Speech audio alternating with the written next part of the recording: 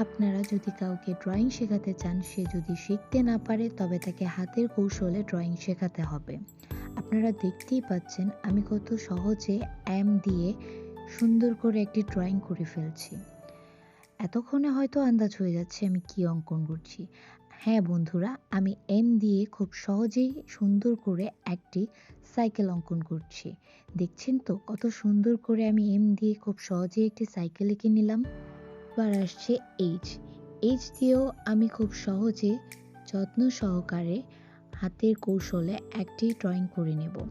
ড্রয়িংটি করতে খুবই সহজ। দেখতেই পাচ্ছেন আমি এখানে এইচ দিয়ে একটি চেয়ার এঁকে নিলাম। এবার আসছে ওয়ান। ওয়ান দিয়ে দেখবেন আমি কত সুন্দর করে একটি মোম এঁকে নিচ্ছি। এভাবে আঁকলে আপনারা খুব সহজেই টেকনিক সহকারে সুন্দরভাবে চিত্র অঙ্কন করতে পারবেন।